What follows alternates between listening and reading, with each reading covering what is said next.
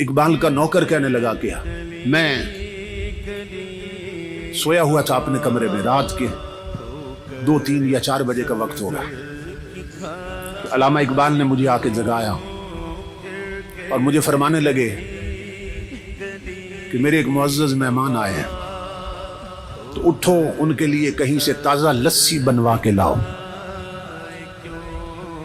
कहते मैं उठा, मैं हैरान हुआ कि इस वक्त मेहमान आए हैं और लस्सी पीना चाहते हैं, ये बड़ी अजीब बात है। इस वक्त लस्सी कहाँ से मिलेगी? तो कहते हैं मैं किचन की तरफ गया, मैंने कहा बर्तन लेके तो जाता हूँ, निकलता हूँ, देखते हैं कहाँ से मिलती। तो इकबाल ने कहा बर्तन मैं खुद दूंगा। इकबाल ने बर्तन खुद धोया अपने हाथों से और मुझे कहा कि जाओ कहीं से लस्सी लेके आओ। मैं बर्तन लेके घर से निकला और जब निकला तो मैंने कहा देखो तो सही मेहमान कौन आए। जब कमरे में झांका तो रोशनियों से मिलता जुलता एक इंसान बैठा था, जिसके चेहरे पर नूर की बारिश हो रही थी और जिसके चेहरे की चमक ने कमरे को मुनव्वर कर दिया था। कहते हैं मैं बाहर निकला, आंखें मलता जा रहा था, इस वक्त लस्सी कहां से मिलेगी। तो जब गली के कोने पे पहुंचा ना, मोड़ पे, तो वहां देखकर हैरान हो गया कि एक बाबा जी बैठे हैं खोखा बना के और लस्सी बना रहे हैं। तो मैं हैरान हुआ कि ये रातों रात खोखा का यहां से कैसे बन गया और ये खोखे वाला बाबा कौन है। फिर दिल में खुशी भी हुई कि चलो काम करीब से हो गया, ये सुबह तहकीक करेंगे ये खोखा किसने बनाया और ये बाबा जी कौन है। तो मैंने उन्हें लस्सी के लिए कहा, उन्होंने ताज़ा लस्सी बना दी मुझे। तो मैंने कहा कि पैसे कितने हैं? तो वो हंस के फरमाने लगे ले जाओ, इकबाल से हमारा मामला चलता रहता है। तो मैं हैरान हुआ कि ये बाबा जी इकबाल को भी जानते हैं। खैर मैं लस्सी लेके आ गया। इकबाल ने बर्तन मुझसे पकड़ा और अंदर मेहमानों को पेश।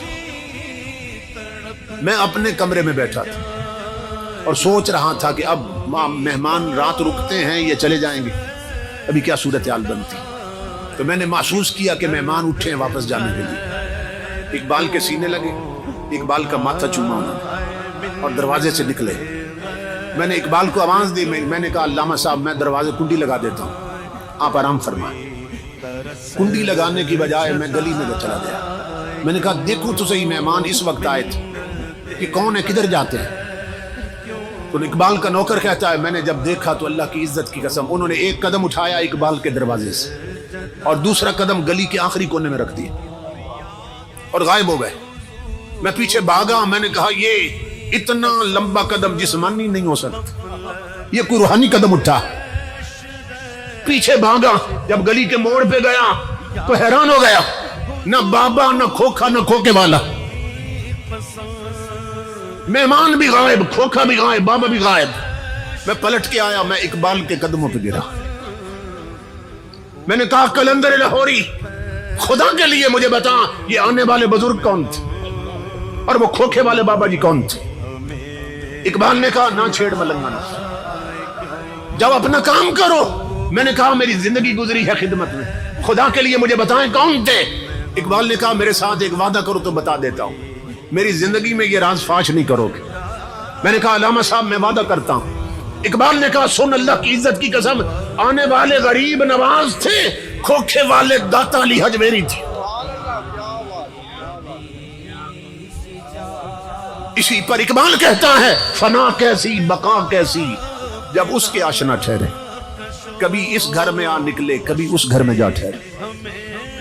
जो अल्लाह वाले बन जाएं, अल्लाह से लो लगा ले, हुजूर के गुलाम बन जाएं, मौत भी उन्हें मार नहीं सकती, उनकी कब्रें भी जिंदा रहती हैं।